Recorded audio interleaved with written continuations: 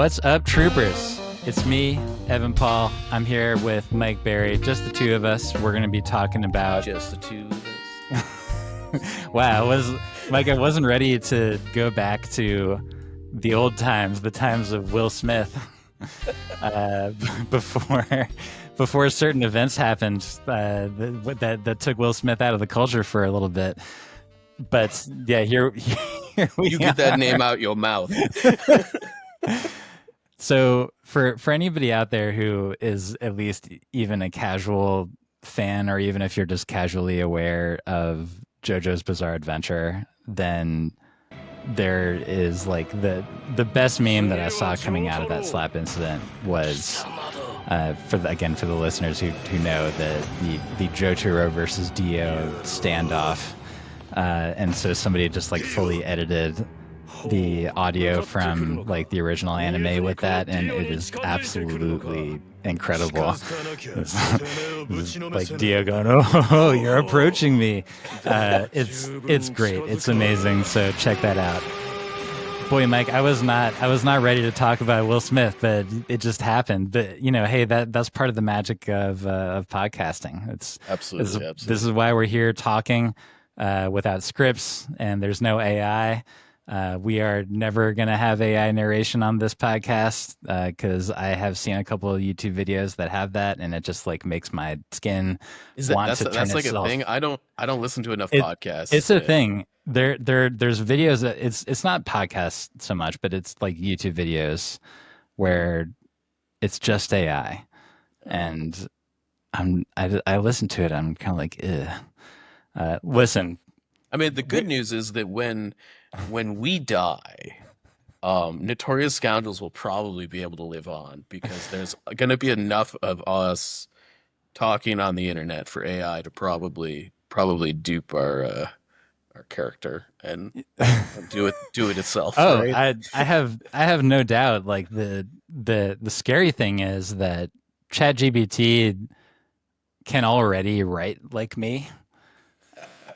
I have tested this out, and like I know that I did like the joke article with Jay a couple years back that was sort of related to this, but back then it was sort of like Jay giving it tips about how to write like me, and it was probably like through the lens of Jay going like, yeah, you know, he's sort of a sarcastic bastard. He thinks that he's smarter than he actually is. He thinks that he's funnier than he actually is. So just write like that guy. but now ChatGPT is like, it definitely has my stuff in it.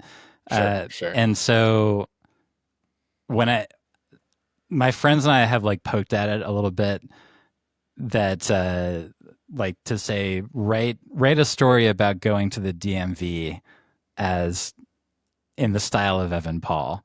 And it'll do it, or like write a review of this old video game in the style of Evan Paul. And I'll say this: it's like scary that it's like 70% of the way there. Sure, it's starting to get like mannerisms and stuff, you know. Yeah. And I hate it. I'm really not a fan. But you're going to be immortalized forever. Great. Yeah, unfortunately, I am mortal, and it doesn't make me super happy that in 200 years, knock on wood, that the human race is around then, that somebody will be able to just like have an exact copy of me, as if anyone would even know what Star Wars Legion is 200 years from now. We have to live on. We have to survive. That's right. As long as we're tracking on Will Smith today. And we're back. Right. Yeah, Mike, I was going to talk about your opinions on baseball, but honestly, we have all the content we're going to need for our intro. So I think that we can just leave that for another podcast. Sounds good. Anyway, what's happening? This is a Star Wars Legion podcast. So thank you everybody for continuing to be here after all of that. I want to start, like, we got some announcements, but I want to start with, we'll start with some shout outs. We got 3 new patrons. That's a lot. That's really Thank you, awesome, and we thank you appreciate it. It's guys. very humbling. We have Nicholas Ermitano, Zachary Burley, Jake Diamond or Diamond, and then we have a returning patron. I think that maybe he just like needed to switch his payment method or whatever. I wasn't gonna believe me. We don't fuss when we see people leave. Like people can do their own thing. But I was happy to see that Maximum Goblin Mike has returned. When I saw the Maximum Goblin left the Patreon, I was like, where are we gonna get our goblins now? Yeah, we got too orky. That's right. We were minimum goblin, and now we are max again. So thank you for rejoining. And then a random shout out to Jay, not Jay Shalansky, Jay from Canada. Hey, Jay from Canada. So yeah, thank you for being a patron. Also, announcements. Folks would have probably seen this if you are subscribed to our feeds. But the Fifth Trooper podcast, Michael, it's Mm-hmm. coming back. Yeah, yeah. Uh, it's gonna be a big deal. I'm gonna be, I think, talking about maybe the more. I think I watched the preview video before it went live, and you guys seem to think that we don't like to have fun on this podcast. I don't know what you're talking about. I thought that the purpose of this podcast was to learn how to make your enemies suffer I mean, and yes, I mean hear that the is lamentations definitely, of their spouses, et cetera, et cetera. yeah, yeah. Um, it might Drive it your might enemies be, before you, all that. yes. Cue meme with Anakin and younglings here. Um, We can have fun, Mike. It's yeah, it's just just you gotta be crushing your enemies into one yeah, that pulp in order to do it, right? right. That's how you have fun. Yeah, Right, right. absolutely. Yeah. That's how So I have fun, at we least. I don't know about the rest of y'all. we understand each other. Yeah. Owen was telling me about how you crushed him the first time that you played, and that's just how the world of Legion works It's sometimes. tough, man. I don't have like an on-off switch, or like Now you and like I Kyle don't are I the don't same way, I and I've just made like fun of both of you for this. yeah, I don't have like if we're gonna play a game, I can't like ratchet it down, you know? I No, this is a thing. This is totally a thing, and Kyle has talked about this also about how when he's like playing his daughter at chess, like he will try to crush her every single time, and hey, there's something to it, right? Is that you are challenging, especially if it's like your kid, you're treating them as an equal, you're challenging them to the greatest extent that you can, and then they're learning a lesson about picking yourself up and learning from your mistakes and all that other stuff. When we're talking about like a new player at Legion, though, Mike, I do think that the mentality could be a little bit different. that's maybe fair, but I come at it from an angle that I don't know how we ended up here today. But We're just here. like We're just yeah, talking. This is the Notorious Scoundrels. like if somebody ratcheted it down against me, if Yeah. I was like new coming into a game, I would feel like super disrespected, like as a person. Personally, this is definitely like a I- that's how I would feel. Um, I'm not Okay, saying that so everybody would feel that way, but that's definitely like if somebody would like intentionally like played worse because they thought like I needed a break, I would feel really I wouldn't want to play games with that person. I get that at a tournament, but if it's really just like this is how you play the game, you're not really competing when you're doing that, right? I don't know. We're playing a game. Isn't that by definition like See, this is the you're problem. competing? Okay, well, we'll have to continue this conversation some other time. But yes, getting back to Fit Trooper podcast, I think that their first like real episode will be in a couple weeks, and hopefully Isaac will be feeling better so that he can be on there and that folks can get the real feel of what that podcast is going to be like. It's not going to be poisoned with my inanity, or it won't be poisoned by my relative oldness. We We're not that intentionally we're old, looking Evan. We're not that old. Stop. relative oldness in the Legion sphere. We're like a standard deviation above the mean, so that puts us a spot that, hey, I'm just being self-aware, but they're like Isaac's been playing a while, but Owen just started like a year ago, right when 2.6 was ramping up, and so I think that their perspective is going to be really good. And between our two podcasts, I'm hoping that we can sort of like cover all of the angles, and especially, I should also mention, just because it's been a couple episodes, when you add in the fact that we have TFT minis now, Mike, Yeah, and now yeah, they're highly produced they are. TFT minis, thanks to Jacob Camp, who is doing an excellent job. And I'm just like, I'm really happy that we have those going on. I'm happy that there's something that is meant to exist as like an ongoing resource for players.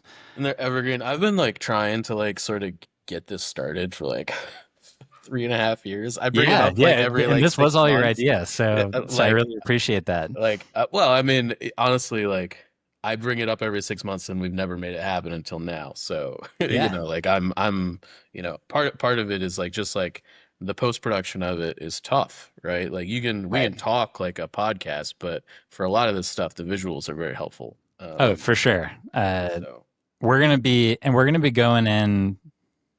We're gonna try to just like go in hard on the battle card stuff for the next few, so that we can sort of get those, squared away, and then we can go back to focusing on some more tactics and unit guides, stuff like that.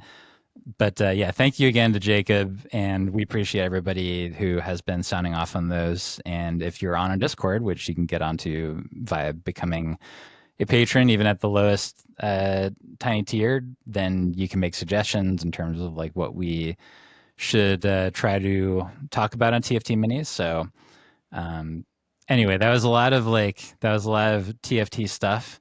This is why we have bookmarks now. This is why we have chapter markers so that people can skip past that stuff.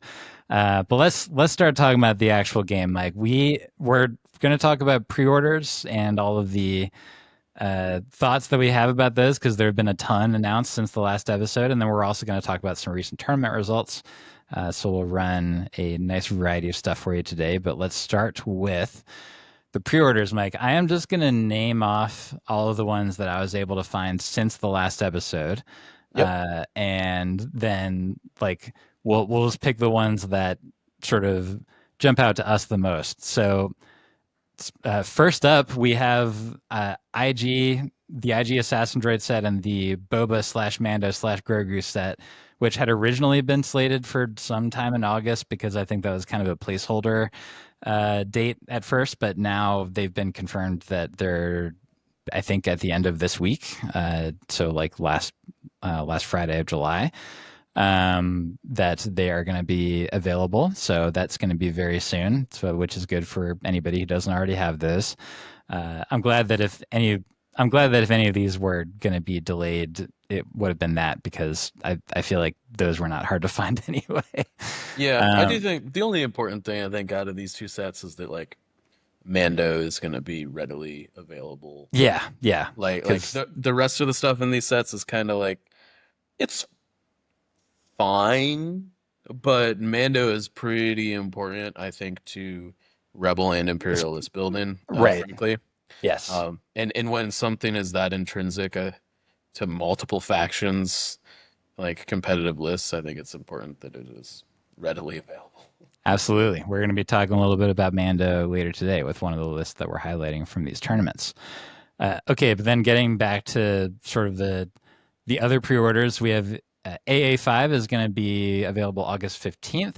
And then after that, we'll have a little bit of a gap, but then we basically have three boluses of Legion in September, October, November, following that AA5 release in August. So September 19th, that's when the Rebel and Empire starter set's coming out. We already knew about that one, but then we've also gotten confirmation that the battle card pack is going to come out at the same time, which is really strictly for returning players who aren't buying a starter set.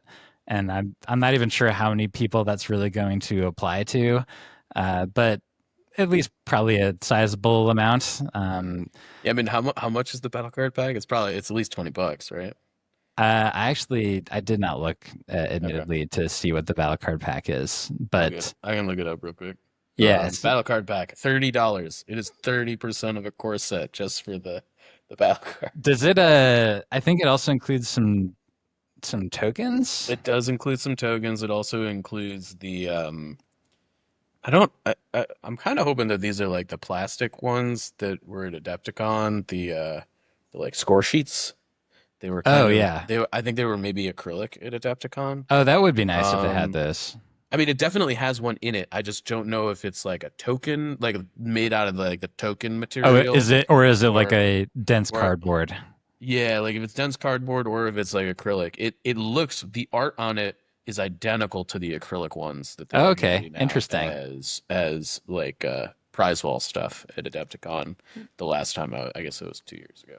Well, Um, if AMG is listening, you guys have my number, and you can, which is the email address, and then you can, if you want to send something in to confirm, then feel free, and we will do that. Okay, but so like yeah, so September 19th starters and this battle card pack, and then just a couple weeks after that, October 10th, we have our next of these bunches and boluses. So that's when the customizable Imperial officer, the customizable Rebel officer, the Veers Invader pack, and the Heroes of the Rebellion are coming out. And then we have sort of a sprinkling of something else at the end of October. We have the POI set. I know we're going to be talking about that a little bit.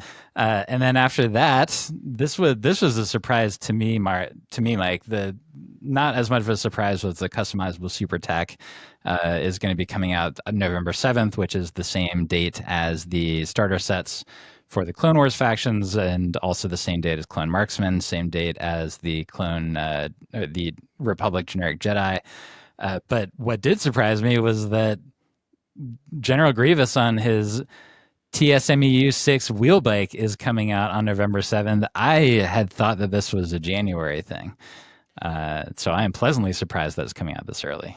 I mean, it definitely was listed as Q4 originally. Okay, that's fair. The other wheel bikes were Q1 Oh, so originally. like the BX and the The Magna B, are January, maybe. Okay, okay. yes, yeah, yeah. But I mean, I can't imagine they're that far behind Yeah, our boy exactly. Grievous here. Um, I feel like to me, after like seeing all these announcements, like Hmm. 11/7 is is like the real date of New Legion at this point. It's like it's finished and we're here. This is the Speaking of demarcation Gar centric line. viewpoints, Mike, Well, I mean, like, I yes, for sure. you're right though. But That's when everything will be out. that's when Yeah, everybody's got their new core sets, right, right. everybody's got the new stuff. We are like everybody's got physical components, everybody's ready to go. Like for me, I am planning on like setting up like store tournaments and stuff after that date. Like that is the date that I'm not gonna set them up before that date. Right. Because I want everybody to be in on it, right? And I don't want to like feel like people are excluded because their stuff hasn't is like lagging a month behind or whatever. Um, so I feel yeah, 11/7. That's it. Yeah, that's sort of it's like Legion. That's Legion Christmas. I don't know. Maybe the community will come up with some kind of appropriate moniker for what 11/7 is.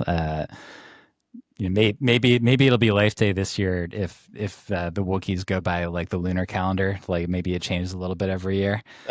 Who knows? Uh, It's also worth noting yes, that that date is likely extremely close to the next points update. thanks points update. You're right.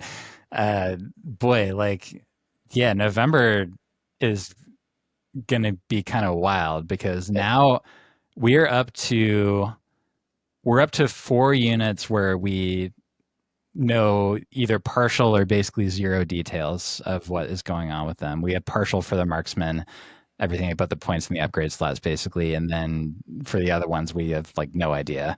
Yeah. Uh, and then we have we have points changes that are likely going to be at that same time. And my guess is going to be that there's going to be more generic upgrades that are going to be released at that time as well, I suspect if that's the past is case. prologue. Additionally, mini strav will either have just happened or will be like happening Yeah, as this date rolls around. Like it might be like I'm assuming mini strav is gonna be like plus or minus 2 weeks on right, that November date, based on right. the information we kind of have right now. We don't have like a hard date or anything, but they're basically like October, November, like that's when you should expect it. So which the point of that is to say that we're going to be getting all of this stuff. We'll probably have details on the customizables. We're going to have the points updates. I would be very surprised if Ministrav didn't. Uh, we really didn't see that much new stuff at the Adepticon preview panel. I expect the preview panel at Ministrav to be significantly more, uh, just Yeah, drenched with stuff we've never seen before. And right. and I'm going to be honest. I think that this is probably we haven't gotten new battle forces in a while. Hmm. The battle forces that AMG has released in the past have happened during mini strats. That is This true. this seems like a And very good point to do that. I don't the know. I think that Will has said that Aegean Ocean Battle Force is something that had been There are two battle like, forces we know about that yeah. we don't have right now. So wait, is them and then what else? The Fury Road, General Oh yeah, that's Grievous, right. That's like right. wheel bike one, which I would be kind of surprised if we didn't at least see a preview of it, Ministrav. Yeah, I guess Considering General Grievous on Wheelbike is like coming out, you know, right. They within probably that wouldn't time be able frame. to have the full thing until the generic wheel bikes came out. One might assume, but But it's possible they're yeah, like, they here's the rules, yeah, that's you know, true. right? I don't know. That would be wild. Yeah, I could totally see that. Boy, that would be a lot. I mean, it's kind of nuts because yeah, like new units, maybe new upgrades, likely new upgrades. I think maybe new battle forces, new points. That sounds like yet another totally new version of the game that we're gonna have to adjust to. That's why I'm saying like this is the line. This is the line where like Yeah, once we get over this interim, I'm feeling like we're in it, you know. right. We're gonna have a very brief period of time where the meta, like in October, it will have the inclusion of the new customizables. But Everybody that, will just be playing Rebels and Imperials for yeah, like a pretty month and a much. half. Yeah, Probably. that's probably right. And then so yeah, that's going to be a time where we're probably not going to like track any statistics. It might be interesting. You never know. It could be. Yeah, I mean, we'll still talk about tournament results and all that other stuff, but it is going to be wild knowing that there is this just massive change coming right after that. That would include also the Civil War factions and even the non-faction and the Shadow Collective. Um, so I guess Mike, what else about these pre-order announcements strikes you? I got a bone to pick, Evan. Yeah, I go ahead. The floor is yours. Yeah. All right. This POI pack. What are we doing here? What are we doing? There are 4 POIs in this $45 POI pack. Four. Yeah. You need Um, 8 to play a full game of Legion. I mean, look, I'm really happy with basically everything else on this pre-order schedule. I think everything else basically has a place. yes. Um, I don't know why this product is like I get why this product exists.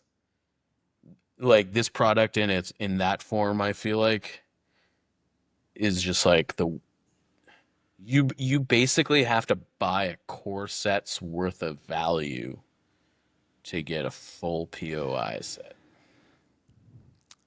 That's true. If you were sort of dedicated to using the official stuff, Yes. then you would need to pay $9 American for that. This is a good time to mention the fact that when folks are listening to this, my buyer's guide will be updated to account for all of these things, considering the fact that this news just came out. What I am going to say on that buyer's guide is that if you are interested in using some like official terrain, that what I would recommend is buying one of those and then just Whoa, whoa, having, whoa. Time out. yeah, I want to cross that line like right now. This okay. is not a terrain pack. Sorry, And I want to make that good. very clear because it That's a looks like good. terrain, It and the does look like it. bases that those things are on look like terrain. In terrain, you can overlap. You can't overlap a POI with a miniature. And these bases look like they're built for being It's, overlapped. it's a good distinction to make. So it's not terrain; it's terrain looking objective tokens is what we're Yes. talking about. And so, if that is the thing that you want, then you can get one of these. You would have, assumingly, the 4 POI bases, and then you can use just other POI bases. There are hundreds of 3D printed POI bases that are floating around every game store in the world at this point that ever played Legion. And so you will be able to find those, and then you can just take the stuff that's for objective tokens, which I'm not sure why there's like six. There's 6 objective tokens in there, There are six and asset tokens, asset is the tokens, word. right? Which is sort of funny because right now, from an asset perspective, the maximum per player is 2, isn't it? It's surface scan. Well, I think the other ones, I would have to look at the name of the token. But like you could be playing marked targets and intercept signals. But those wouldn't be asset They're tokens. not assets, but Yeah. I think you can kind of use these things to like also mark things, right? Yeah, you And could. I just the numbers in these packs like don't make any Yeah, sense. what if they just flip yeah, so go back in time, AMG, and flip the numbers to have 6 POIs and 4 objective tokens. I mean, you need 8 POIs, but 6 POIs at least covers you in every scenario you're not playing destroy enemy base, at least right now. Right, right. That's Um, correct. so like that would at least be a little bit more defensible. I don't know. The fact that you can't play like half of the normal missions with this pack is like, what are we doing here? Yeah, I mean, it's definitely mitigated by the fact that the pack in and of itself is not necessary.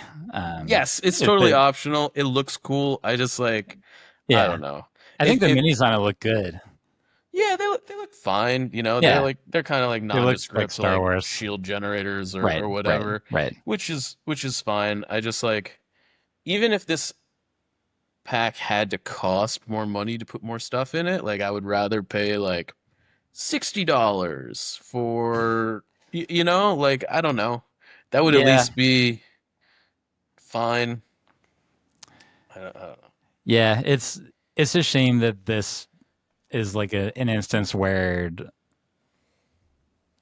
it would take like sort of being pre-aware of the situation to sort of be like prepared for it That's for that newer players. Yeah, that's the thing. Like, you know, my local store is great. They're fantastic, but none Hmm. of the people that work there actually play Legion, Right. right? So when somebody comes in, unless like me or one of the other like people that play a lot are in the store, like they're just like, yeah, you should buy this, this, and this because like that's kind of like, you know, how they do business, right? And Right. I can totally see the local being like, yeah, you can get this objective pack and like you'll be set for all your games and like but you won't be.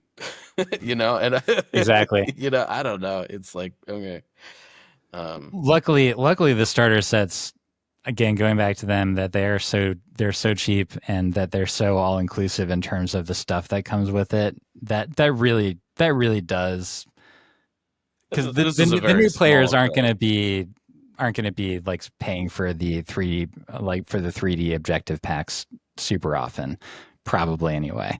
Uh, Unless they don't know what to buy, right? yeah, that's Which is, true. I think, this product is feels a little bit unclear, gray area to And me on that I front.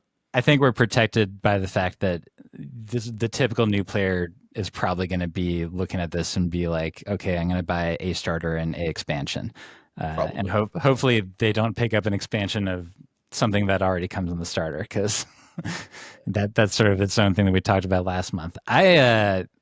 So I think that's very legit. I wanted to I wanted to actually sort of do a converse take. It's like it's a hot take. That's wrong. Well, hang on. Can you please hear the take before you tell me it's wrong? Sure, sure, sure. Sure. So this is sort of like a hot take about hot takes. So maybe it's like a meta hot take, which is to say that when the announcement was posted about the Heroes of the Rebellion, Okay. I saw a lot of chatter about its cost, and I am not I meaning to said something say about its cost you too. you did, and so Yep. maybe I'm hot taking about you, Mike. So the cost of 75, that's a lot. That's a lot for 5 minis. Like there's no other way to slice it. When you compare, like when you're talking about the plastic cost of making these things, it is likely less expensive to make this than to make a Geonosian box, for instance, that is $25 cheaper, I think. Oh Maybe no. 15. Yeah, it's hard to tell. But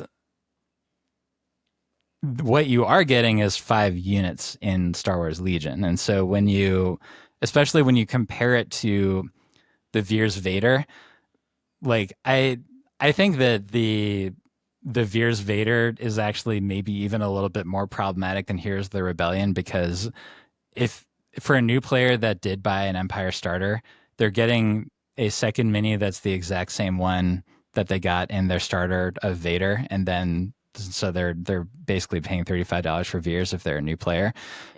And like the sweet spot in there is that if you're a already established Empire player and you just want the new models for both of them without buying the starter, then that pack is good for you. But if you're a new player, it kind of sucks that you're sort of paying $35 for Veers. With the Rebel one, if you're a new player, it's true that you're getting another Commander Luke, but you are getting also 4 units that don't come in the starter set. And in Legacy Legion, even sort of like in its beginning days, like at its cheapest, character packs were 15. Is that right? Yeah, I mean, I guess like MSRP they were 15. MSRP. You could definitely get like Of character course. packs on Amazon for like 10, Yeah. right? We MSRP is like the only reference point that we can use because stuff can always get crazy cheap. Yeah. But it's like when Veers first came out, he was 15. And so even when you think about it from that point of view, like minus all the adjustments that one would expect from both inflation and unfortunately in the US tariffs adjustments, um, then you would actually be you're still paying $15 per character in that pack. And the Luke, even if we discount the Luke, if the Veers Vader is 35, then this 5 pack for the Rebels is slightly more than twice that for 5 characters instead of 2. So it is along the lines of the stuff we have when you compare it to like the Cody pack, et cetera, et cetera. When you think about the units that you're getting, like it does match up, and so I personally don't feel like it's something that we should be sort of tisking AMG about in that circumstance anyway. Happy I to hear how you over feel, Mike. I overall agree with that. I think that the big difference is that I think that there is a high likelihood that in the future there's going to be packs of like, you know, between 4 and 6 characters, and you only want one, but you have to buy five, right? And like, I think that's where this sort of is problematic. Now, look, we got to reduce the amount of SKUs in the game. I get it. And that's Um, exactly it. Like you that know, we couldn't have even if it was a Han and Chewie pack and a Luke and Leia pack and a Commander Luke pack, that would have been too much. I mean, and they're having this issue with MCP too. That's why they're rebundling everything, right? Yes, yes. Um, you know, There's only so much shelf space. It also costs more to have different SKUs for the company. So 100%. yeah, You know, I think the thing that's like a little bit weird about it is like you would think that if it was like being packaged all together, there would be like a discount. um, and that doesn't look like that's happening. And I think my initial reaction of like $75 for 5 minis was more like there's like 70 minis and starters. You know, it is just like it's like that's a hard comparison to make Well, it's at the same time, and obviously those are heavily discounted, et cetera, et cetera. yeah, that goes back to what we talked about last week, which was that the starters are definitely being sold at a deep discount and are if they're not a true loss leader, then they're probably pretty close to a break even leader for the company, Yeah. for Asmodee anyway. I'm gonna be And honest. As we're going through this, I'm gonna say this, and people are gonna eat me alive for saying this. oh I think the man, starters already. should I think the starters should be $50 more. Mainly because I think that it I'm starting to feel like it sets up it sets It's a setting an bad expectation. precedent. Yeah, it sets a bad expectation for new players as to what this product is actually going to cost you long term. I can see that viewpoint. Where I land on this is that I certainly know nothing about retail, and I imagine that Asmodee paid at least people that on the surface know a lot about this stuff a fair amount of money to figure this out. And maybe they're going to end up being right, maybe they're not going to be.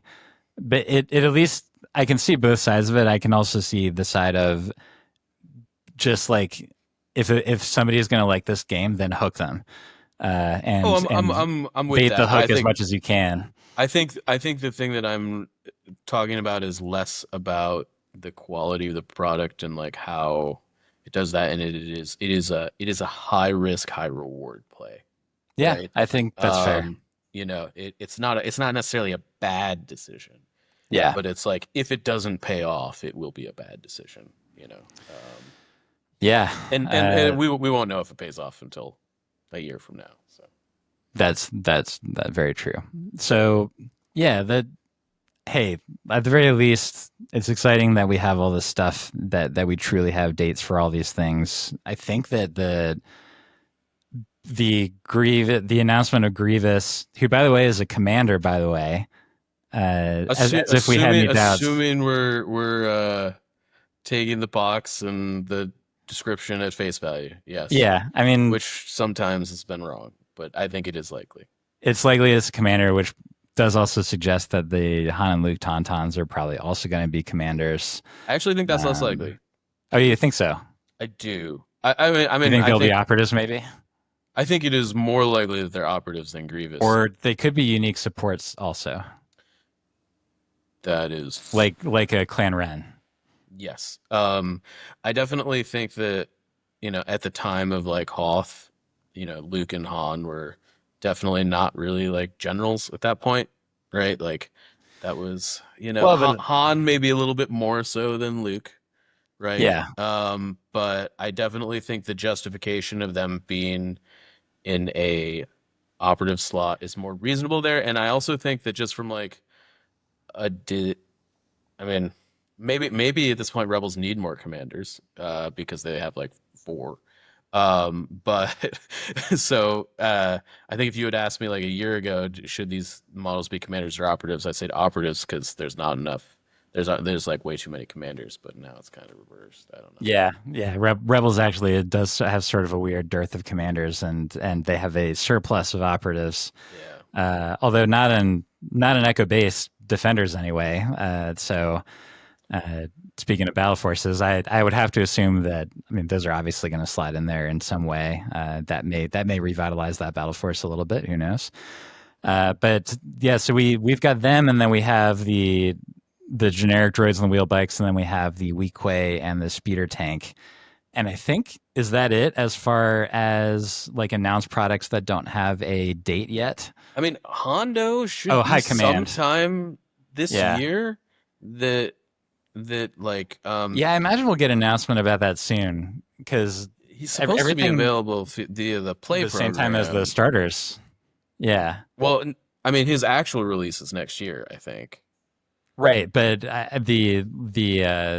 what's that program called I think again? it's like Asmodee Next or Asmodee Yeah, Play Asma. or something. Yeah, it's like the brick and mortar outreach program, and so the assumption had been that he might be something that you get for like buying a starter within the first month of release or something. I'm very surprised we haven't seen anything on that yet. Yeah, it is But interesting. I will say this is not an AMG dig. Asthma, whoever's running that Asmodee program, like, doesn't seem to be communicating with not at least my local very well. My local just like never knows what's going on with it. Maybe and they're generally pretty in touch with things. So I also wonder, like, all these announcements were so scrunched together. I was wondering how much of it had to do with the fact that they were keeping their powder dry until the tariff situation seemed like it was at least settled, 100%. with China in particular, which, as I think it became at least settled as it is now 3 or 4 weeks ago, and so they were probably like waiting until then, and then we have this like boatload of Get it off the boats. announcements. Get it off the boats. Exactly, exactly. So yeah, there'll be more interesting stuff to come, and I'm excited for it. And yeah, anything else in the pre-order stuff before we move on to talking about some tournaments? I mean, I think we're probably gonna have we'll be seeing customizable Yeah, previews, I got to previews imagine, and sometime soon here. sort So of soon. Like if the first ones come out October 10th, it'll probably be late August by I the mean, we're time we actually essentially see any only previews. we're like roughly 2 months away from that date right now. Yeah, yeah, Rounding a little bit, but yeah, could be.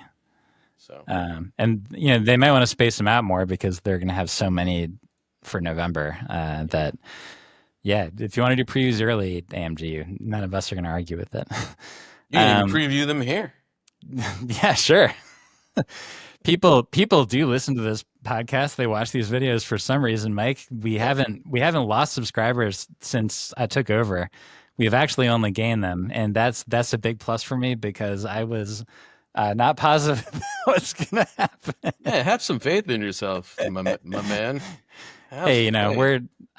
we're trying, and again, check out those TFT minis. I just want to say one more time, those are really slick, and thank you again to Jacob Camp. So let's move on to talk about some tournament results, Mike. Yeah, let's do it. There have been sort of like three major tournaments that at least I picked out. It's two GTs in America, and then one of the series of rather large events that seem to happen all the time over there in Poland. And so we're going to cover all of those and talk about the list that won, and then also each of us just picked out a general list that we wanted to highlight from these, the same as we did last time. I think this is like a good way to talk about various players and various lists without sort of like going down the full top eight, which people can look at themselves. I think it's better to like highlight um, a fewer lists for more tournaments and be able to pay more attention to them. So let's start out with Ironweld, Mike. This one, I'm just going to start off by saying that this was won by a friend of the podcast, Nicola Bukaya. I want to just like make that distinction that he's very different from enemy of the podcast, Brian Bear. We both share a somewhat of an animosity with him. Nicola named his world's list after wanting to avoid playing Brian Bear. And Nicola's not toxic, you know? That's right. He's a nice guy, and we've already actually talked about him coming onto the podcast, and now that I've said it out loud, it means that it's destiny. So, like Nicola, we're gonna figure it out. I think that we're gonna have some good slots in the next couple of months to do that. But he won with the same CIS list that we actually highlighted 2 episodes ago. So that was like we'll be showing that on the screen right now. This is another part of our increased production values that we can actually like show things on the screen when we're talking about them. But we did talk about this list a couple weeks ago, and he's obviously an amazing player. I really love his list. It's again one that's built on versatility with 3 different. It's got like Decas, it's got Ion Spiders, it's got Aquas, it's got 3 Geos with Sunfac. It's just got everything. So take a look at that. I still feel like Nicola's list might be like an excellent starting point for any CIS list right now, and then you can just sort of like mix and match the parts that you want to take out.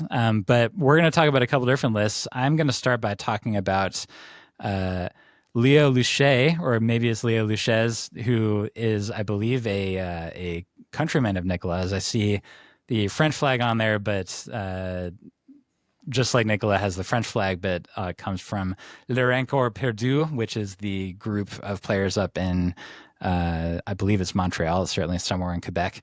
And Leo brought, I hope it's not Leo, by the way, I apologize if it is, but he brought Rex, Ahsoka, Padme, Bad Batch, and then a naked clone, a shotgun clone, and then a 5Z6 clone, along with two arc medics and one just like standard clone commando with no upgrades. Whoa, whoa, So whoa, whoa, whoa! He did not bring two arc medics. I'm I'm gonna sorry. ask you to I reread apologize. that.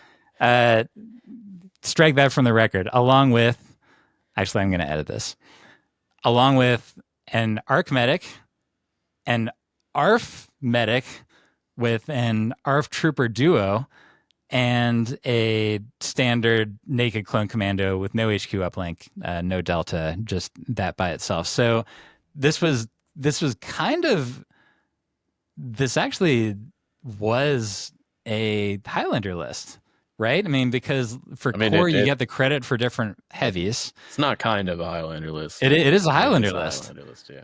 So that's awesome. And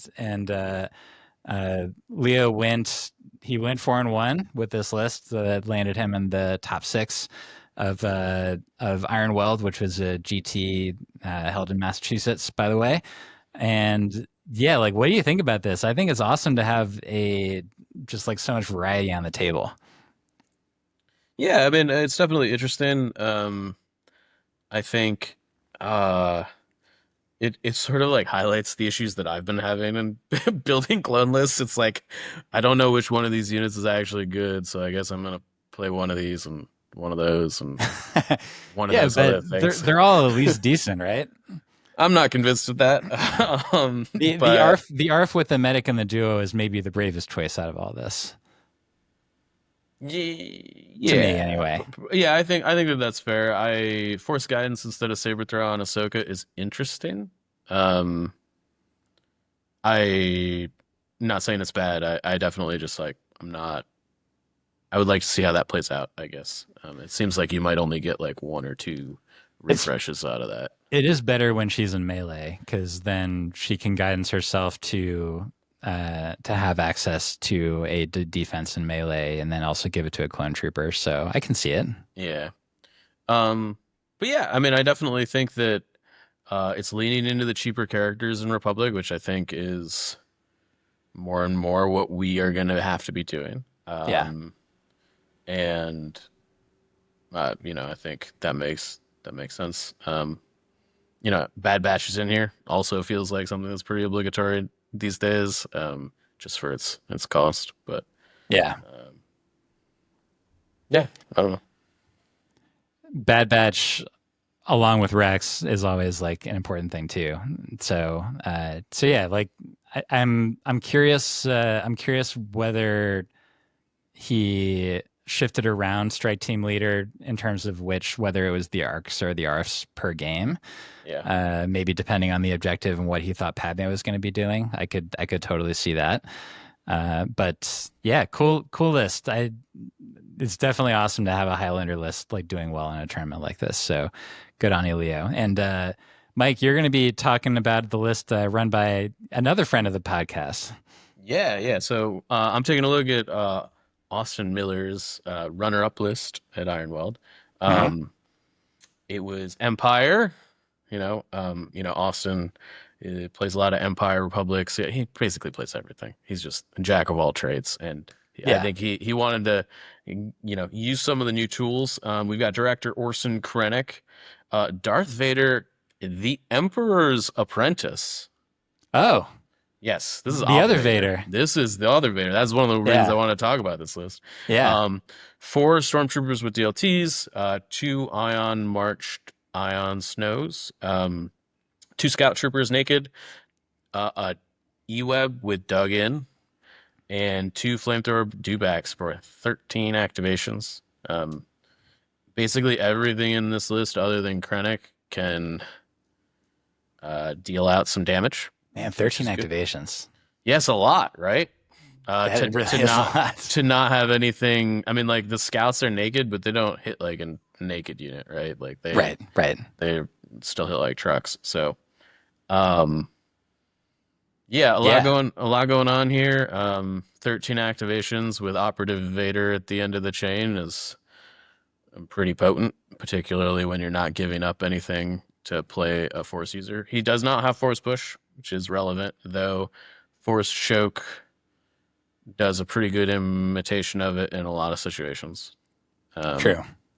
you know, but I wonder.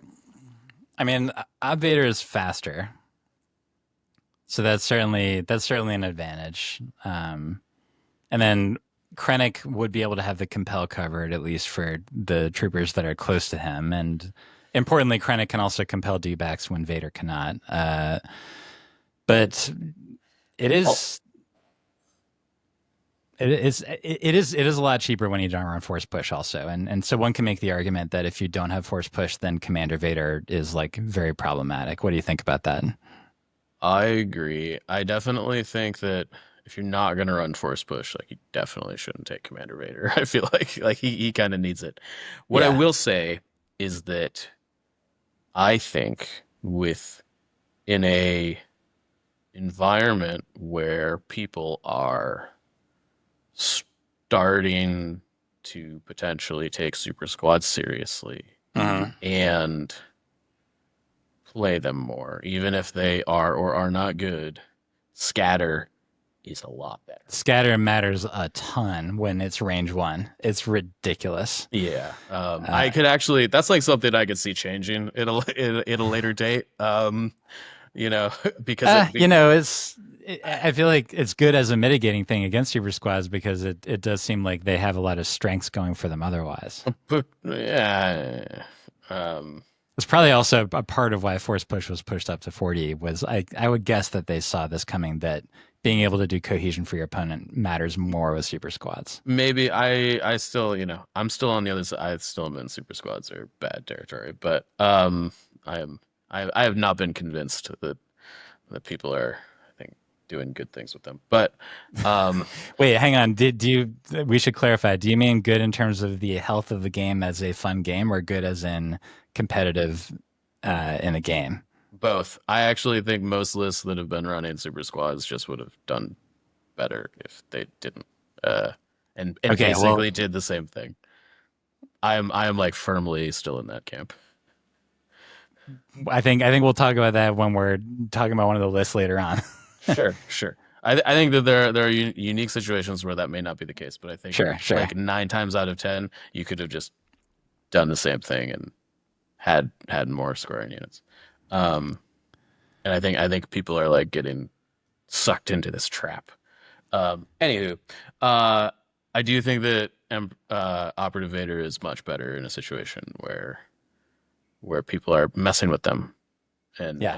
and actually putting them on the table, because you can do some really stupid stuff with scatter when you're like, oh yeah, I'm gonna scatter your unit range one forward, and then I'm gonna flamethrower Right. it.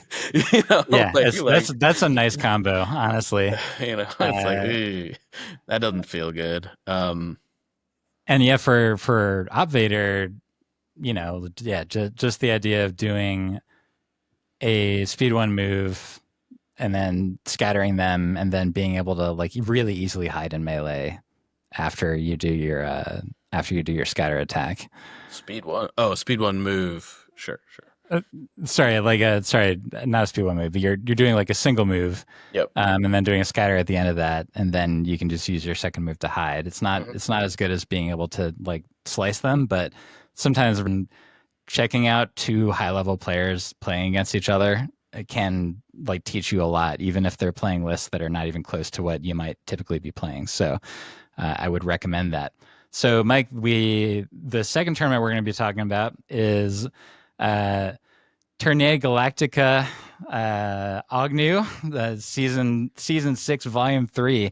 Uh, for those who don't know, in Poland they just have these big tournaments that are once a month or once every couple of months, and I think they're basically once every couple weeks, to be honest. oh really yeah, maybe even more Yeah. than that. And it seems like the entire Polish Legion community comes together to play these. Like they regularly have high player counts.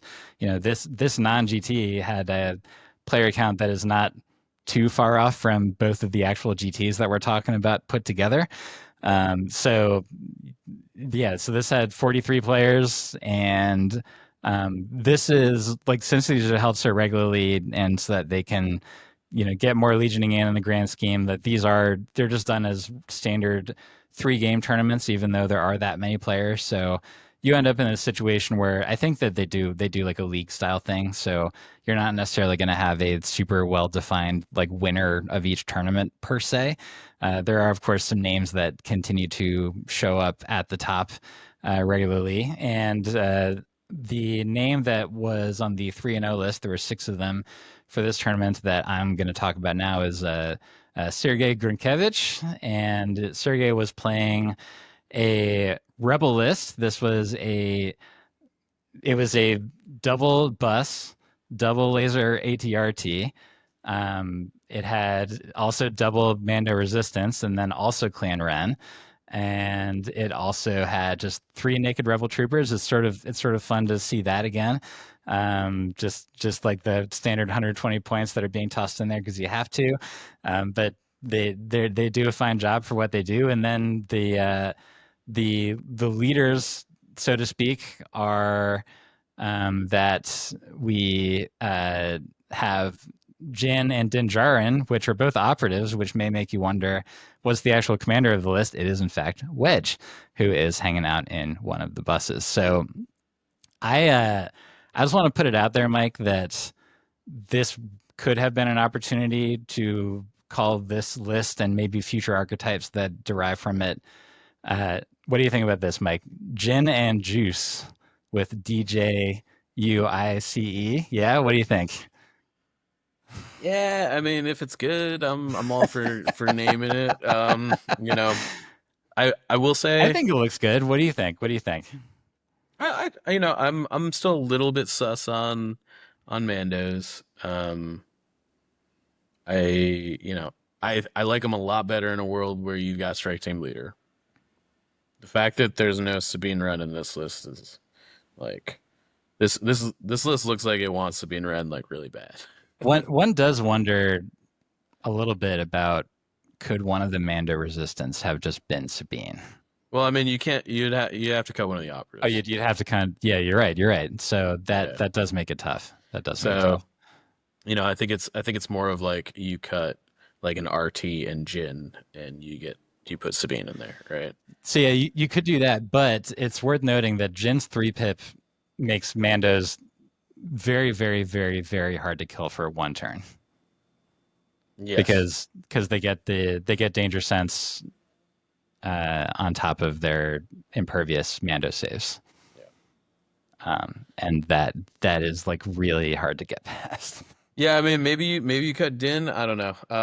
That's rough though. I do think Din is better than Sabine generally, but Sabine just has like a lot of to be like taking Clan Rand and Mandos and it not be right to put Sabine in the list feels weird to me. Yeah, Um, just I don't know. we should mention both of the trucks have medics, Mm-hmm. which makes these Mandos like very hard to kill. It does. And then both of them also do have quad lasers, and so between that and then the 2 laser RTs and the jetpack rockets, this would shred armor, I think. It has a lot of impact on there, because like all those things I mentioned all have impact. And then on top of that, Grogu could actually be, he could heal Mando, he could heal Jin, and he can also heal Clan Ren if one of them gets wounded. It's good to remember that Grogu cannot restore a mini, but he can heal a mini that has wounds on it. Yep. But yeah, a lot of redundance and resilience in this list, and it's also very fast between 2 buses and a bunch of Mandos.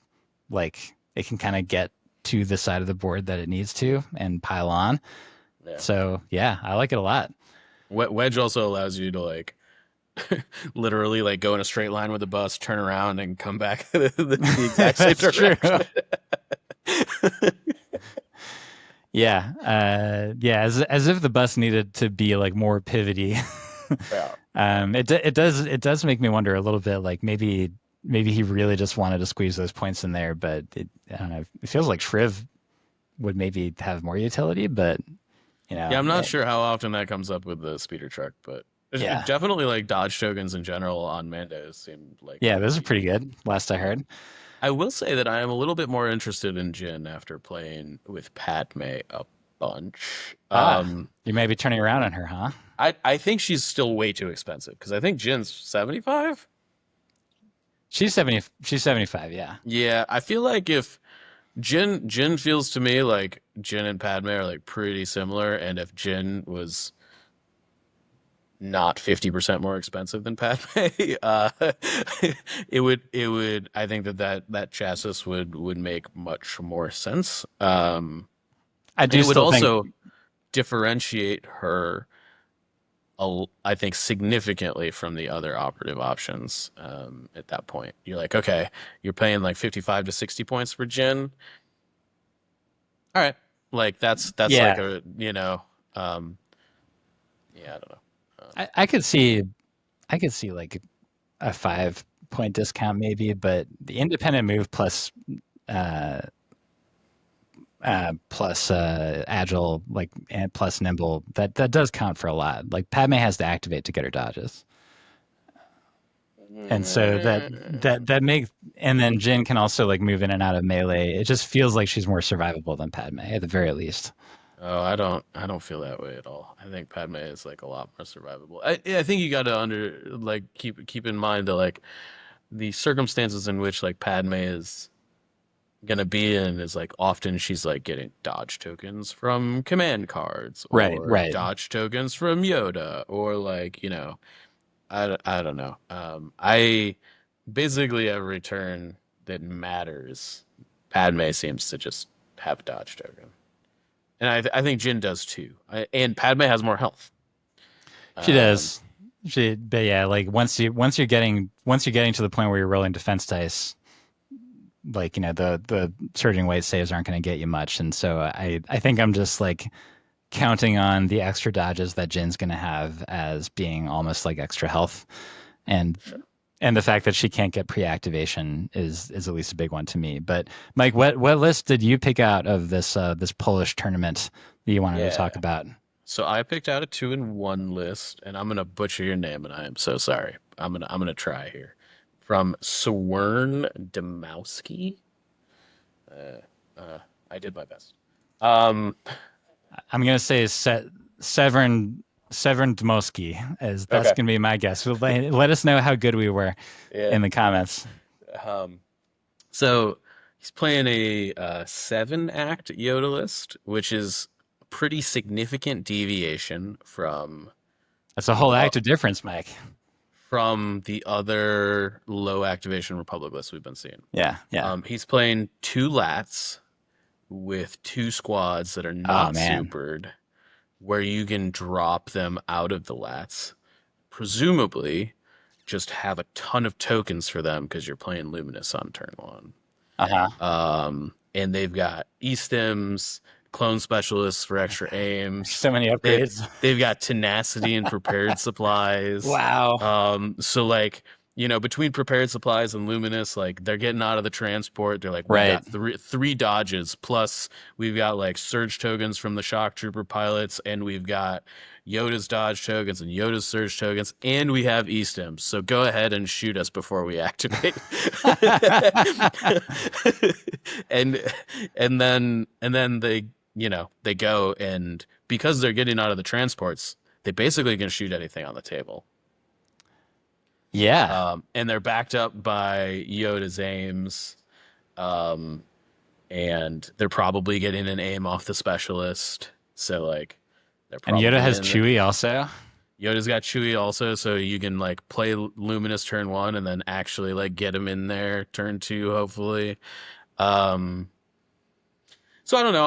I'm not convinced that this is like uh the best thing you can be doing, but I thought it was very interesting. I It thought is it was really cool. interesting. It was like a cool thing that um I haven't really seen anybody else doing. I think there's a world where he does have a super squad in this list that isn't being dropped out of a lat. Kind of going back to my previous point, I actually think like this list would be a lot better if that was just like two naked squads and you had an extra activation of padding Yeah.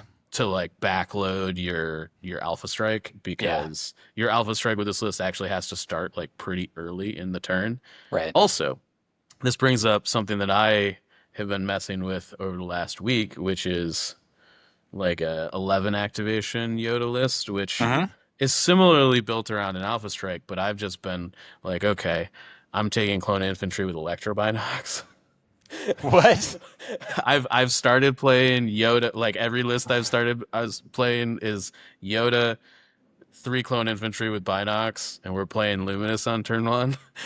And so they move onto the board and they hand Yoda a name. So like by the time like your alpha striking units get out there, Yoda has like 6 or 7 names on him between like, and you've got Padme too, so she's also handing Yoda surge tokens and like, um, I love how it's actually like way more effective than I thought it would be.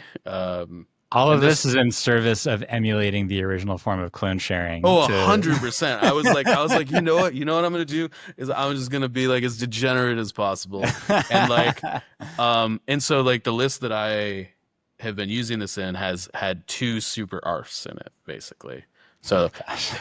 I took two 8-man arfs, one with Echo and one with the Rocket. The Rocket, I'm gonna be honest, the squads kind of were when they're backed up by like 6, 7 aims, it's like they hit like trucks. They suck into armor, even though they have a rocket, because generally they have to move first. Right.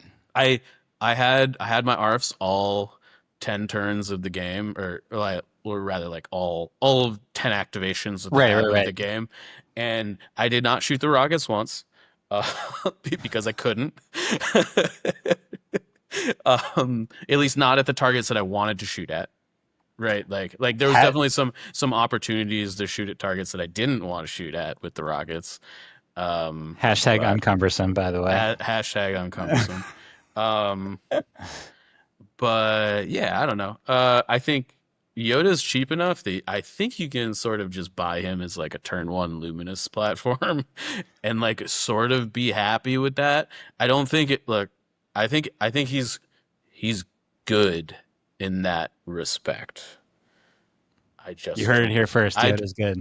I just don't like it.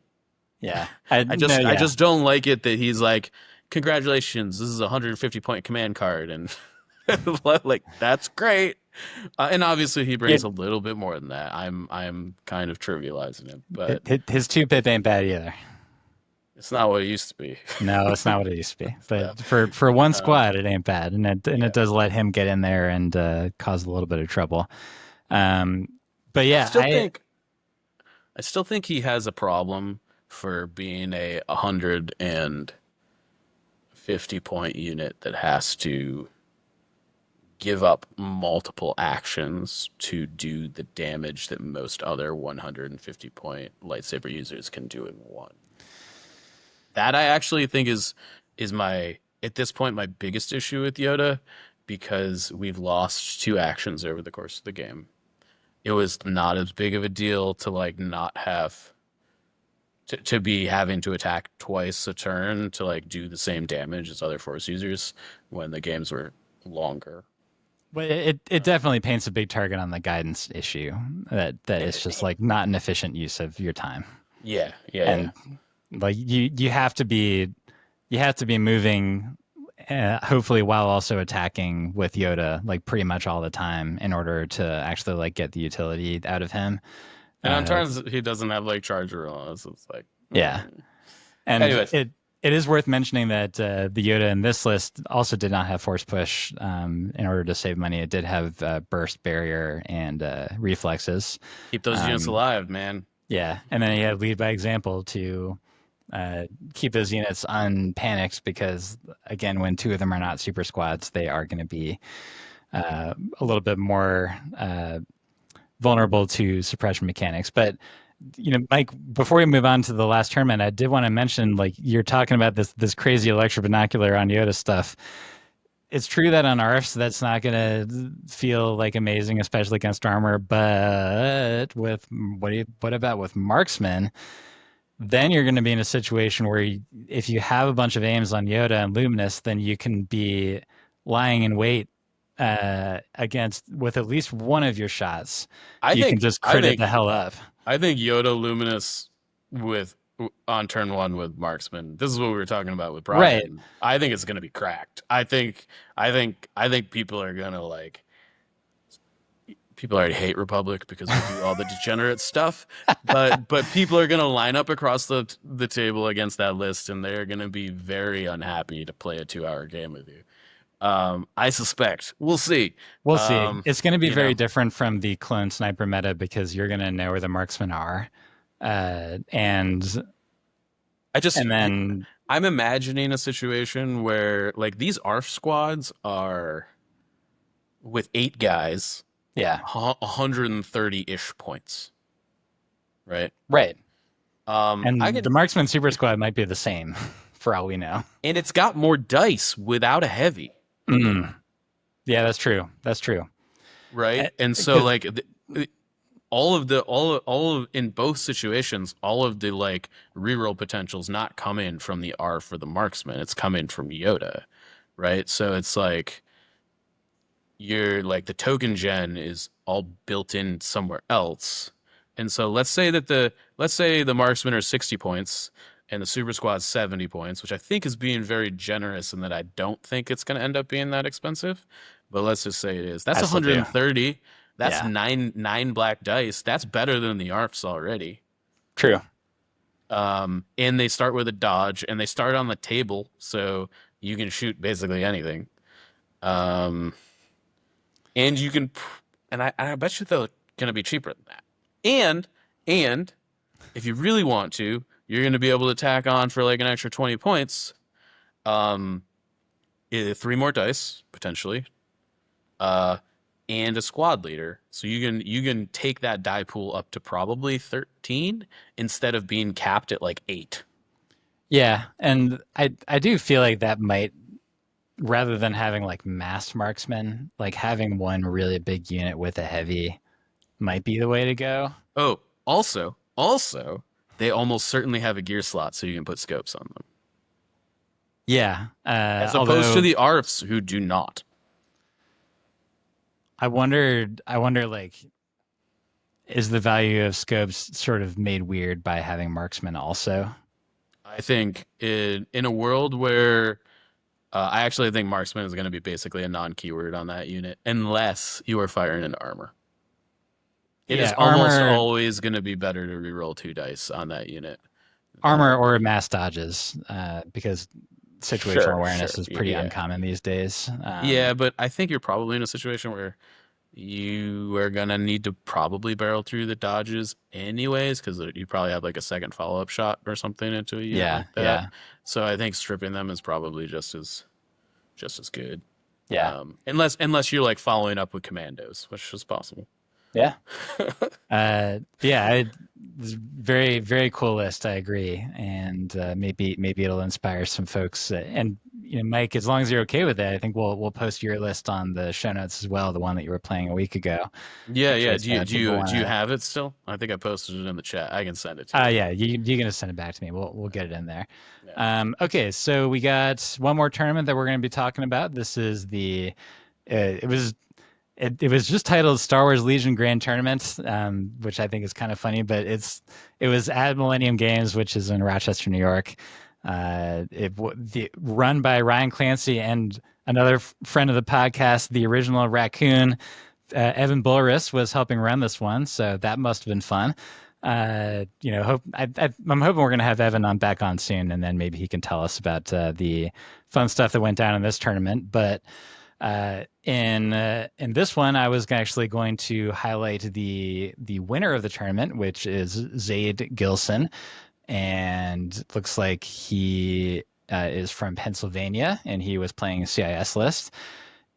And hey, you know, you know what units got like way cheaper a few weeks ago was those unique Geonosians, and obviously we've already seen both of them, especially Sun Fac, show up a ton in just like regular droid armies. But the thing that I don't think we had seen at least a ton of yet was a true like mega Geonosian situation, and here we have one. This is 11 activations, so it's got Poggle and Sunfac and 6 Geos, 5 of which have the Super Squad. So like that's just to start you off. And then what's wild is that even after all that, you can still fit in Grievous and a Magna Guard Pal, and also one Aqua Droid that has onboard comms channel, which is that's an interesting one, right? Like, what do you think he's doing with onboard comms on the Aqua? I'm gonna be honest. I'm gonna have to look up onboard comms because it's been a while. That gives the coordinate trooper to the Mm. vehicle. Um, but yeah, so that one, maybe by the end of our cast we can figure out sort of like what the tactic is. But I'm sure it's something cool. It's just that my brain isn't big enough right now to really like latch on to what it is. But in any case, we've seen the mass geos before in the uh, top four list at LVO last year. Um, haven't seen it like a ton since then. I feel like it's sort of popped up here and there. I certainly played against one in France that it wasn't like full geo like this one, but it was a bunch of geos and a bunch of decas and also aquas, and that was really terrifying just because of how fast they move. And I got red players stuck on shifting priorities, so I was like, well, this game's just over. Oh Uh, no. exactly.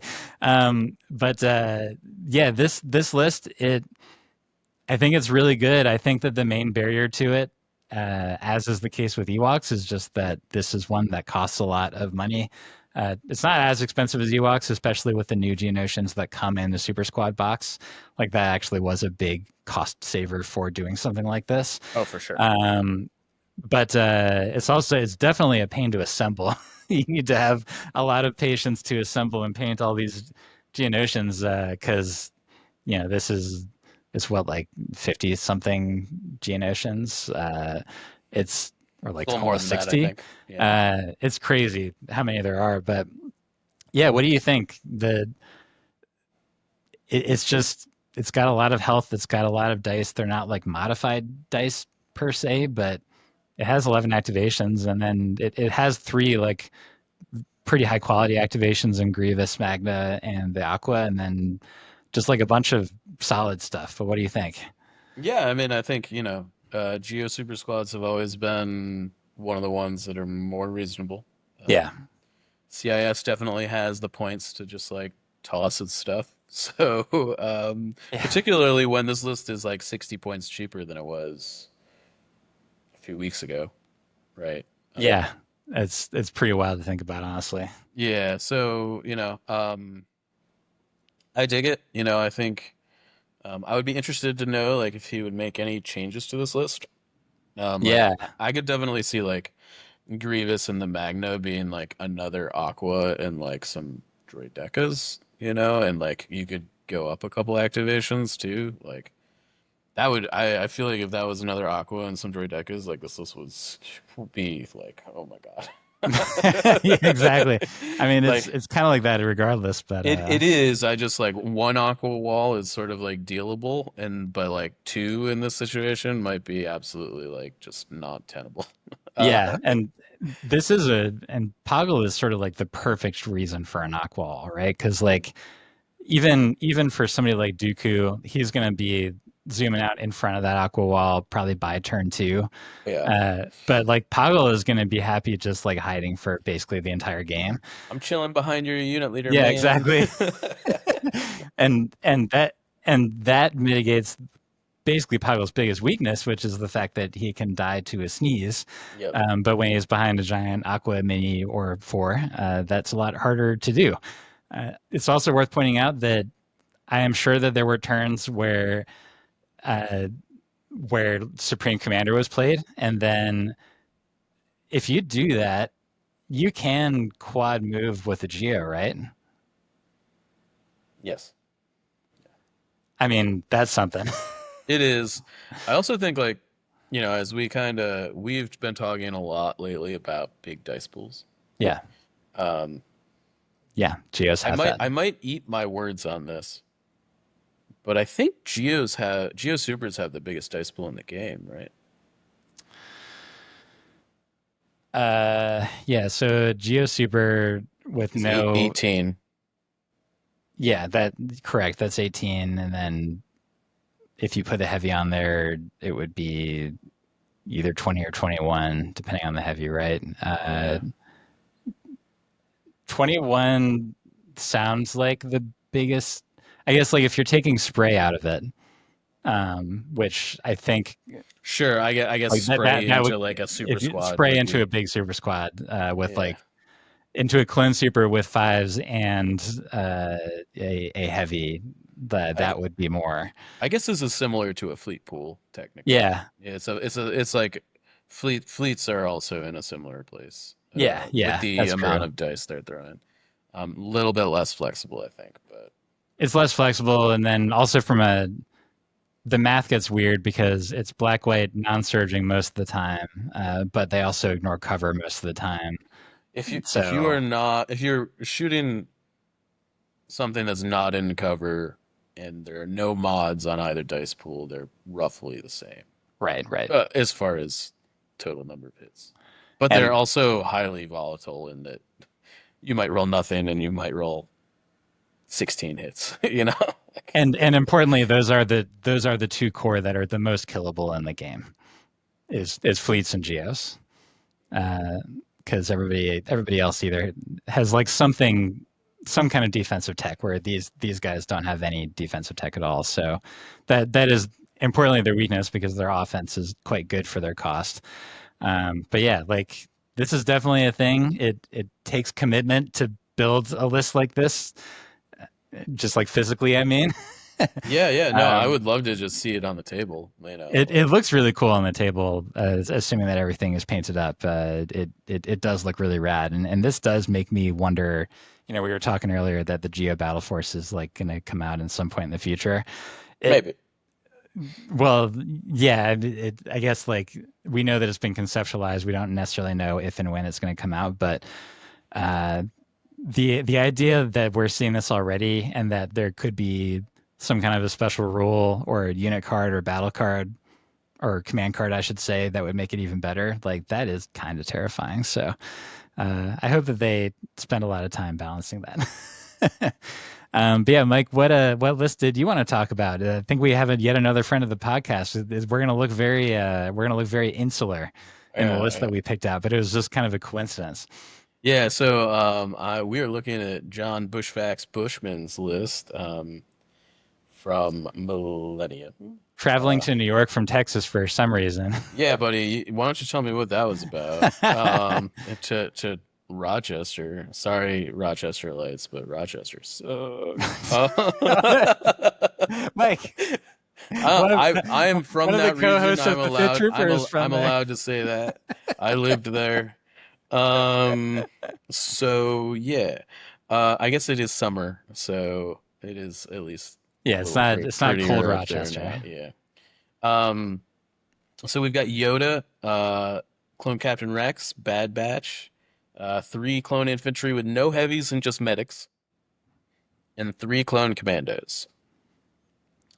With mission John does love his objective. commandos. He does love his With commandos. mission objective, interesting. Mission objective, which I think, on commandos is like, Commandos, that's maybe the best argument for that upgrade, I think, yeah, if you're keeping them in the range 4 config, I think it's pretty good. because you're depositing the complete the mission token near the POIs anyway, Yeah, and so you're sort of doubling your money from that.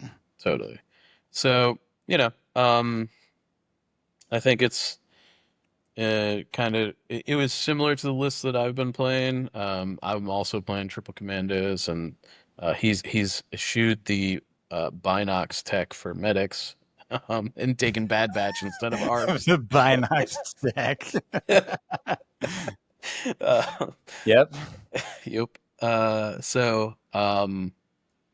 You know, uh, definitely, I think I wanted to highlight the two Republic lists that were on here specifically because they've got Yoda. I looked through like basically all of the Republic lists in these tournaments.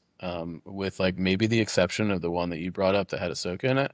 Correct. Yeah. Like like Yoda's most, everywhere. it's like all Yoda. Like all Yeah. of the other two Jedi are like nowhere to be seen. Well, you Other two know, Jedi being Anakin and Kenobi. so Obi is a very high skill floor commander to He's play. a tech piece He, too. he's a very yeah, like you really got to know what you're doing with Obi, You and got to have like obviously a very clear plan he with him. he won worlds, but that was because Isaiah knew exactly what he was doing with them, and if you sort of go in without knowing, you're not going to have a good time. And then yeah, Anakin. I don't know. It's obviously too soon to say, and I'm not welcoming. I'm not trying to welcome even more What are comments. you about to say, Evan Ball? I wonder if Anakin actually is slightly too expensive now. In the Wow. Wow. Everybody, in the milieu of options that we have. hey You know, guys, you all have to hate on him instead of me now. sure, feel Uh, free. I'm talking about like 5 points, maybe. Uh, but of course, all of this could also just be pointed to the fact that the 150 point Yoda is the new thing, and that people like trying new things. And to a lot of folks, John Bushman is not in this category because he's been defending Yoda like from day one, even including after the changes back in last November when we started really crying about it. But uh, I think a lot of folks just like us are now seeing Yoda as a very playable piece, and so they are trying to like try stuff out and flex their muscles with that, which makes sense. I have an alternate opinion and Sure. What's suggestion your to alternate why opinion? that you actually can't afford to play Anakin in a world where arcs are 90 points. So which is yeah. And So you have to play cheaper stuff because all of our lists that were below point 0.5 before the update are still below point 0.5 and also 20 points more expensive now. So yeah, you've got to find um other ways to do the thing, right? And that's so true. how do you find 20 points? You downgrade Anakin to Yoda. Yeah, and also a pushless Yoda seems tenable, whereas a pushless Anakin seems nuts right now. Agreed. 100%. Anakin is just like Anakin's not a support role. Like he's got no. I mean, like his three pip is like sort of supporty, I guess, but you're generally playing it for like order control on turn one and Yeah, wasting those correct. aim tokens half the time. So Certainly, his aim token basically never gets used. yeah, so it's kind of like, um, so I don't know. Yeah, I do think that that is. I mean, I don't think it's a coincidence that arcs went up.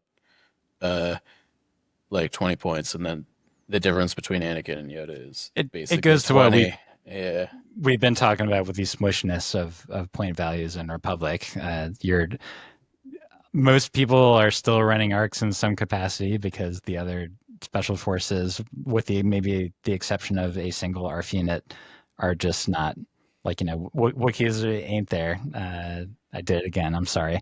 And then and so if you're paying more for those arcs that you feel like you need, then it does feel rough to have a commander that is at a starting point 190 because again or well sorry 210 because force push is going to be in there, and then you're adding stuff on top of that. It feels like you're going for a list that ends up being 9 activations, but it doesn't have like the sort of survivability tech that the 6 activation list has, and so it actually ends up feeling rougher than it feels rougher than a 10 act Yoda list, and it also feels rougher than a 6 act Yoda or Anakin list Yeah. to be in that in between zone, because like your opponent's going to be able to score some secondaries, they're going to be able to kill some arc troopers or infantry or whatever, and then you are losing at that point.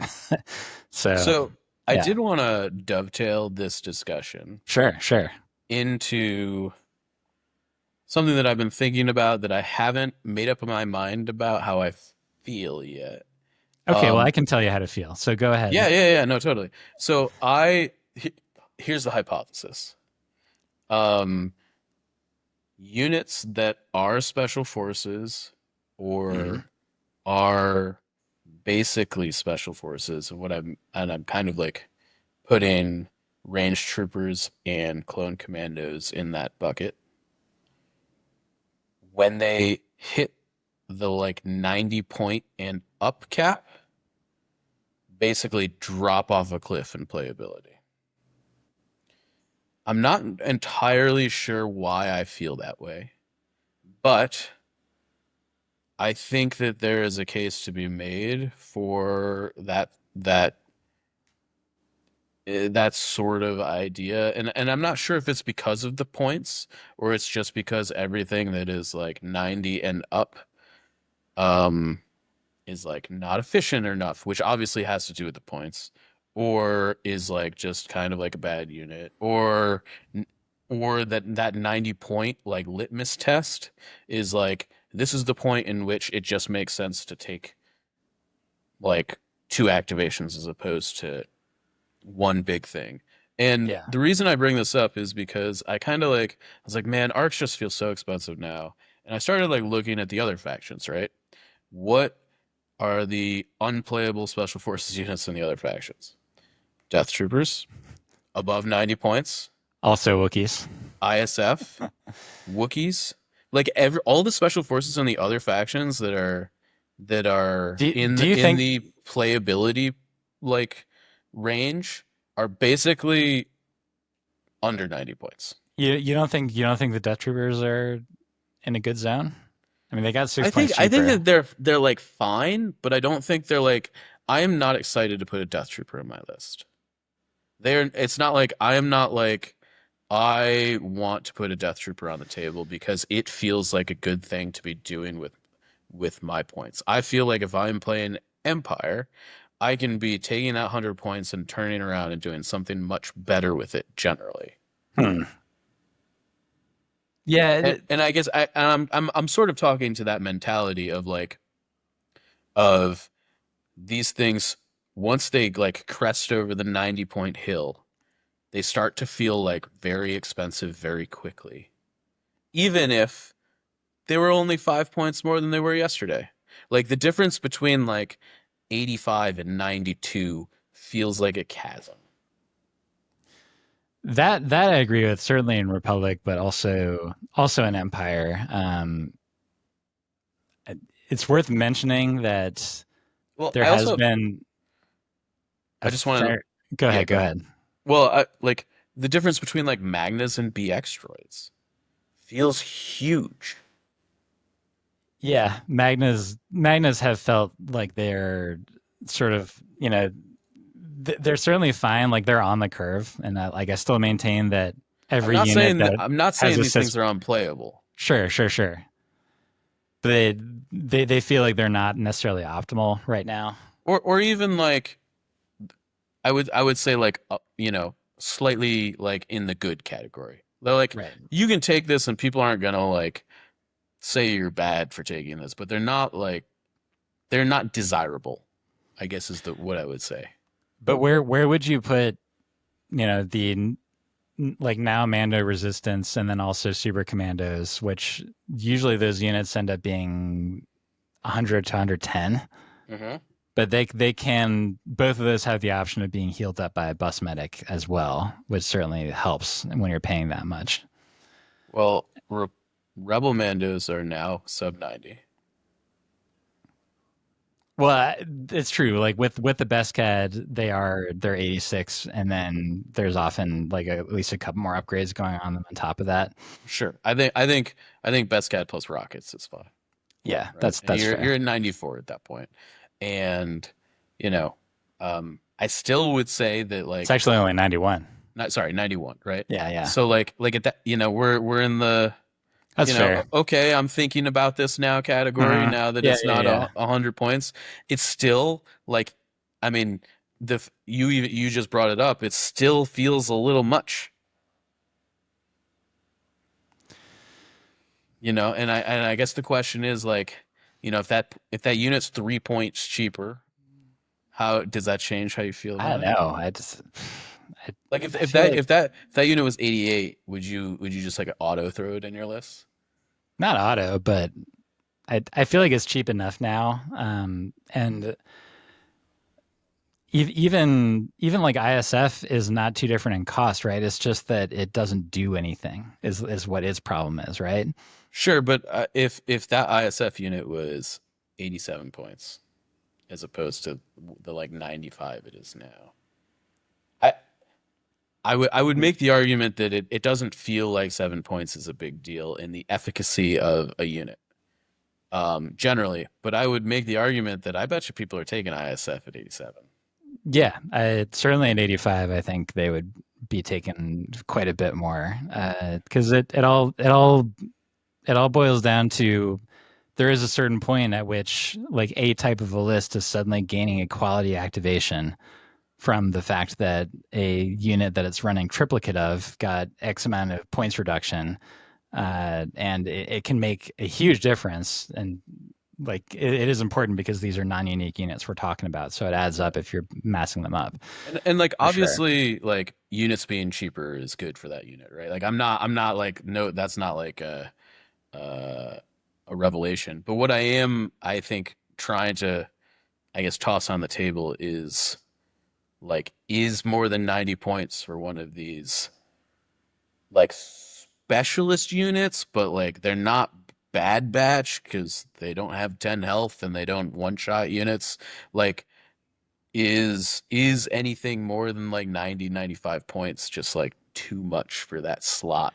It in generally, and obviously there's like a case by case basis, but I've just been thinking about this and figured I'd Yeah, toss it out there. I think that if you're talking about like a speed 2 range 3 trooper, I think that you may be onto something for sure. I do feel like you talking about this Mandos again, the fact that they are speed 3, it definitely, and the fact that they're so survivable, it adds to that. But Yeah. yeah, if we're talking about sort of the standard stuff like RFs and ISF and like Rebel Commandos, they're cheaper than that, but they definitely like don't feel like they do They don't anything. feel like it. Yeah, Um, that's a and problem with the cost of the sniper, right? yeah, Like that's exactly, exactly. But like all those units that are sort of more standard, these are special forces dudes walking on their feet and shooting at about range 3, uh, give or take a little bit. It does feel like you shouldn't be spending more than 100 points on a unit like that, and maybe 90 actually even is the threshold. Um, yeah. I'm not saying that 90 has to be the hard threshold. yeah, Like yeah, you but know, it's I see what you're saying. That it's just like you're like commandos at 90 seem like a little bit high, but like once you're like talk about like 100 for an uplink, it's like no, get out of here. Like yeah, and it feels like night and day difference, even though it's just 10 points, right? Like I I don't know. mean, we just highlighted 2 lists that had commandos that had no upgrades, Right. it does sound like that is the way to go because they, as Brian was talking about last week, they should be in the moving zone rather than the sitting there all game and shoot recover zone. If you want to really get utility out of them, and if you have medics, then that definitely does help. I may have I'm going to do a mea culpa. I think I discounted commandos a little bit early because of the prevalence of ion because I was a little bit in that sort of stand and shoot zone Sure, sure, when sure.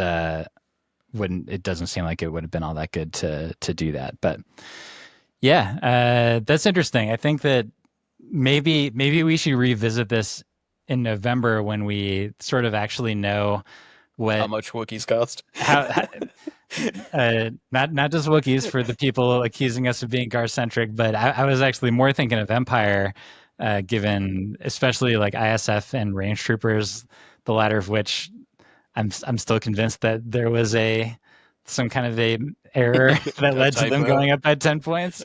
Sure. Um, but I think that by then we'll see sort of what AMG's vision of the true cost of those units are, and then maybe some other like with Rebel Commandos, like who knows, maybe just like make them mega cheap, and then they can sort of have their place there. Because right now, Commandos and sleeper cells just can't really share too much of the space at the moment, as far as I'm concerned. But yeah, like I think that we should revisit this to sort of talk about the idea if you're running just a squad that's a bunch of dudes that does degrade as it gets shot, how much is like really the maximum that you should be paying for someone like that, assuming that it's not Bad Batch with its insane health Yeah, situation. yeah, you know, and I think like obviously like Inferno and Clan Run are maybe like on the margins in that Yeah, yeah, regard. But I mean, you know, I think one of the reasons I'm bringing this up is because like, you know, they've talked about like us getting Rebels as kind of like a Bad Batch situation and stuff like that. And, yeah, you know, as we get more of these specialty units in here, I think it's part of the reason I've been thinking about this is because people have been starting to play like the clone super squads, and it's kind of like, you know, if you're paying 140 points for this, like this squad is twice as durable as an arc, yeah.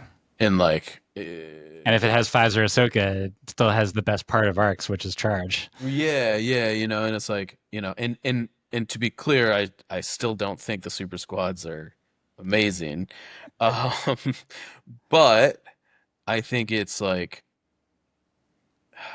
yeah, I don't know, it something feels off to me, and I'm not sure what it is yet. I'm still kind of working through this on my own All right, well, personal level to like how I'm like shifting and feeling about it generally. But yeah, yeah. So we can, if you end up coming to the conclusion, then we'll revisit it, and then obviously when November comes around, we'll have some more info about what the meta is really going to be shaking out to. And I think that something fun to do will be to have Nick back on, and that we should go through like the very first thing we did in this new season of the podcast, which is to like go through the super squads. I think mm-hmm. I'm gonna sort of wait to give AMG an opportunity to find its footing with some of the other super squads. I'm more thinking about like Rebel Trooper and even Stormtrooper, where I think that they're still figuring out how to like make those more attractive. It may just end up being that they get cheaper, but yeah, I think that we'll have a lot of interesting stuff to talk about. But Mike, how do you feel about going ahead and landing the plane for this one at the very least? Yeah, I mean, I guess we can do that. I suppose I give you my blessing.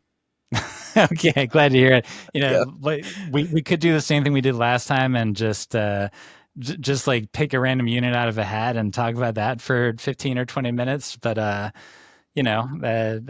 think that we've given the folks a good amount of Legion. 1 second. I'm gonna pick a unit randomly out of a hat.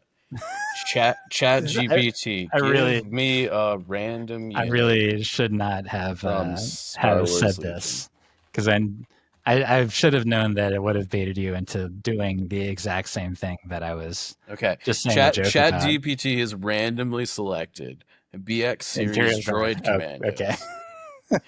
I was really worried you were going to say Imperial Guard or Palpatine. I So, was really, ooh.